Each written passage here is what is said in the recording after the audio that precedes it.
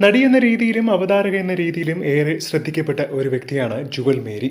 എന്നാൽ ലൈംലൈറ്റിൽ കാണുന്നത് പോലെയല്ല യഥാർത്ഥ ജീവിതം താരത്തിൻ്റെത്.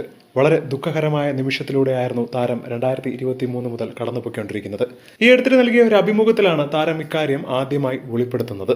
തന്റെ രോഗവിവരത്തെക്കുറിച്ചും ആദ്യമായി തുറന്നു പറയുന്നത് ഇപ്പോഴാണ്.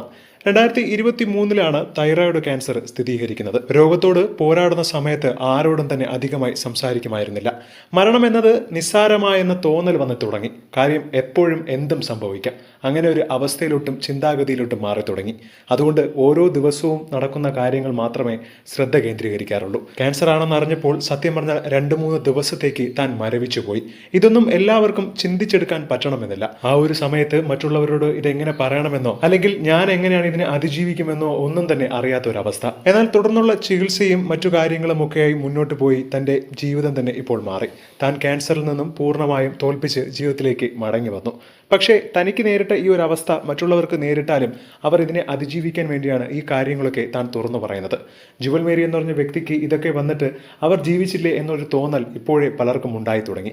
അതാണ് എൻ്റെ വിജയം. അതുകൊണ്ടാണ് ഈ കാര്യങ്ങളൊക്കെ ആദ്യമായി തുറന്നു പറയുന്നതെന്നും ജുവൽ മേരി ഇപ്പോൾ നൽകിയ ഒരു അഭിമുഖത്തിൽ പറയുകയാണ്.